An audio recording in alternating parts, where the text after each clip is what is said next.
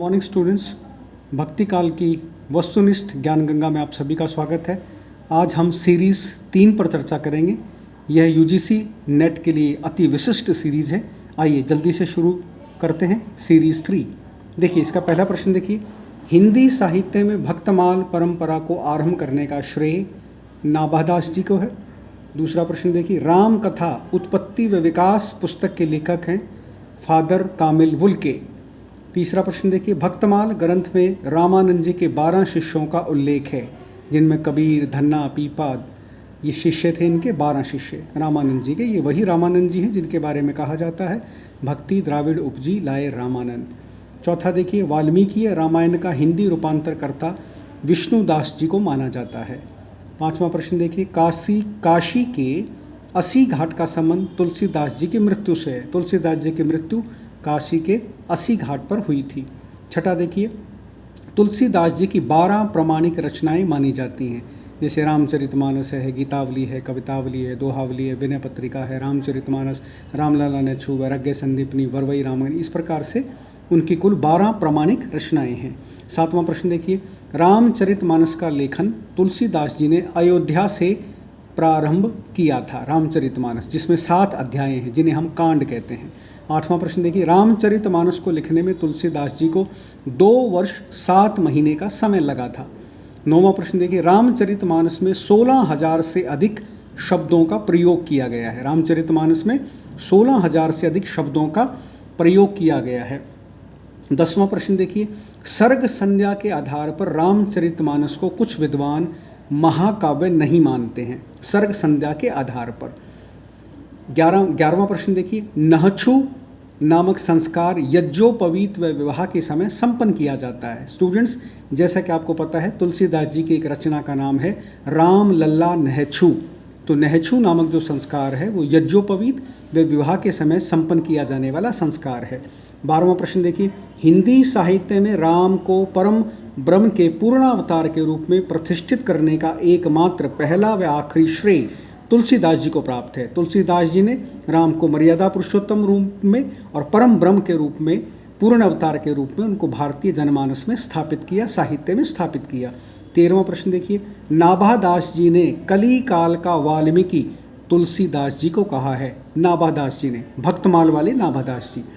14वां प्रश्न देखिए, Vincent Smith ने मुगल काल का सबसे महान व्यक्ति तुलसीदास जी को कहा है। विंसेंट स्मिथ ने मुगल काल का सबसे महान व्यक्ति तुलसीदास जी को कहा है। 15वां प्रश्न देखिए, सर जॉर्ज ग्रियर्सन ने बुद्ध देव के बाद सबसे बड़ा लोकनायक तुलसीदास जी को कहा है। लोकनायक वो होता है जो लोक समन्वय की भावना को लेकर के आगे चलता है, मेल मिलाप की भावना को लेकर के आगे चलता है। तो बुद्ध देव के बाद सबसे बड़ा लोकनायक तुलसीदास जी को कहा है सर जॉर्ज ग्रियर्सन ने।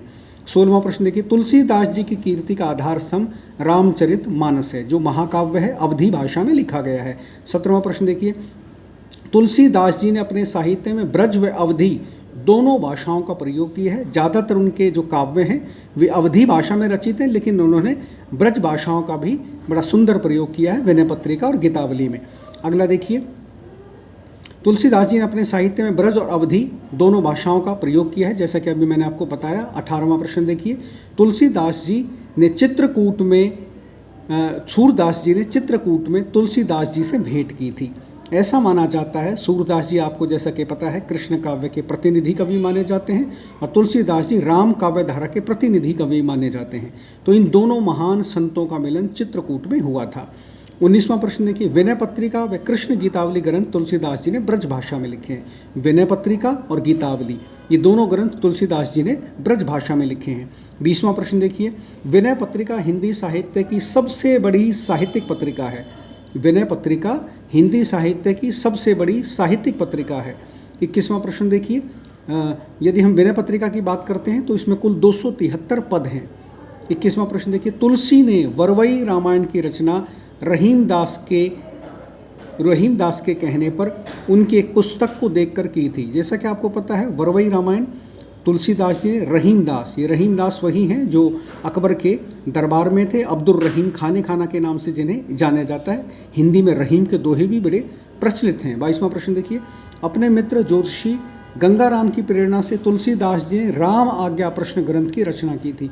उनके ज्योतिषी मित्र थे जिनका नाम था गंगाराम, उनकी प्रेरणा से तुलसीदास जी ने राम आज्ञा प्रश्न ग्रंथ की रचना की थी। 23वां प्रश्न देखिए, अपनी भुजाओं की पीड़ा के शमन के लिए तुलसीदास जी ने हनुमान बाहुक ग्रंथ रचा था।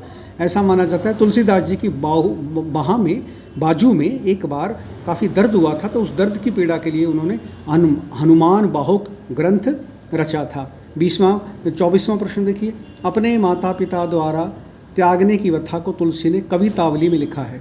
जैसा कि स्टूडेंट्स आपको पता है, उनके पिता का नाम आत्माराम दुबे था तुलसीदास जी के, और तुलसीदास जी की माता का नाम हुलसी देवी था। ऐसा माना जाता है कि बचपन में ही तुलसीदास जी के 32 दांत थे, और जब ये पैदा हुए थे तो इनके मुख से राम राम निकल रहा था। तो कुछ उस समय के ज्योतिषाचार्यों ने जो है इनके माँ बाप को बताया कि आपका पितृ जो है आप पर कहीं ना कहीं भारी है, तो इसको ऐसे नक्षत्रों में जो बच्चा जन्म लेता है वो माता पिता पर भारी होता है, तो इसलिए उनके माता पिता ने उनका त्याग कर दिया था। तो अपनी इस व्यथा को तुलसीदास जी ने कहीं ना कहीं कवितावली में प्रस्तुत करने का, दिखाने का प्रयास किया है। 25वां प्रश्न देखिए, तुलसी की पंक्ति ढोर गवार शूद्र पशु नारी ये सब ताड़न के अधिकारी का आधार गर्ग संहिता का एक श्लोक है। ढोर गवार पशु शूद्र नारी ये सब ताड़न के अधिकारी, जैसा कि स्टूडेंट्स आपको पता है तुलसीदास जी की इस पंक्ति को लेकर के उनकी कई बार जो है आलोचना भी हुई है कि उन्होंने जो है नारी को पशु समान क्यों माना है, नारी को जो है ताड़न का अधिकारी क्यों माना है। लेकिन ये किसी और संदर्भ में कही गई थी, इसके संदर्भ को हमने गलत तरीके से प्रचारित किया है, इसलिए ये पंक्ति विवाद का विषय बनी है।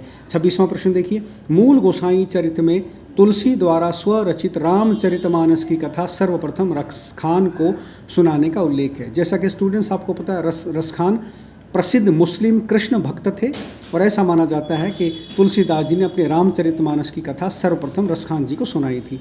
27वां प्रश्न देखिए, नाभादास जी के भक्तमाल में 200 कवियों का चमत्कार पूर्ण चरित्र वर्णित है। नाभादास जी का जो भक्तमाल है वो सिद्ध जितने भी हमारे संत महापुरुष हुए हैं उनके जीवन चरित्र और उनकी चमत्कारपूर्ण घटनाओं से संबंधित एक बड़ा पवित्र ग्रंथ माना जाता है भक्ति साहित्य के अंतर्गत। तो उसमें 200 कवियों का चमत्कारपूर्ण चरित्र वर्णित है। 28वां प्रश्न देखिए, तुलसीदास जी के बाद राम काव्य परंपरा में साहित्यिक दृष्टि से उल्लेखनीय ग्रंथ केशवदास जी का रामचंद्रिका ग्रंथ है। इसमें 39 प्रकाश हैं। स्टूडेंट्स, जैसा कि आपको पता है केशवदास जी को हम रीतिकाल में भी काउंट करते हैं और इनको भक्ति काल में भी काउंट करते हैं। रीतिकाल के प्रसिद्ध आचार्य थे केशवदास, उनकी रामचंद्रिका जो है ऐसा माना जाता है कि जो आपका रामचरितमानस है उसकी प्रतिस्पर्धा में जो है केशवदास जी ने रामचंद्रिका का प्रणयन किया था। इसमें 39 प्रकाश हैं, कांड कह सकते हैं, अध्याय कह सकते हैं आप। 29वां प्रश्न देखिए, छंदों की अधिकता के कारण रामचंद्र शुक्ल ने रामचंद्रिका को छंदों का अजायब घर कहा है। छंदों की अधिकता के कारण रामचंद्र शुक्ल ने रामचंद्रिका को जो है छंदों का अजायब घर कहा है। ये रामचंद्रिका जो केशवदास जी ने रची थी, इसलिए उनको हम कठिन काव्य का प्रेत भी कहते हैं। तो कुल मिलाकर के स्टूडेंट्स, ये जो मैंने आपको जो वस्तुनिष्ठ भक्ति ज्ञान गंगा के प्रश्नोत्तर आपके सामने अभी रखे हैं सीरीज़ 3 के अंतर्गत, ये यूजीसी, नेट, पीजीटी और अन्य जो प्रतियोगी परीक्षाएं हैं जिसमें हिंदी साहित्य का इतिहास आता है, अति महत्वपूर्ण परीक्षा सीरीज़ है। आप इसको ध्यान से करें और इसका लाभ उठाएं। अगली नई सीरीज़ में मैं आपसे फिर रूबरू होता हूं, तब तक के लिए धन्यवाद।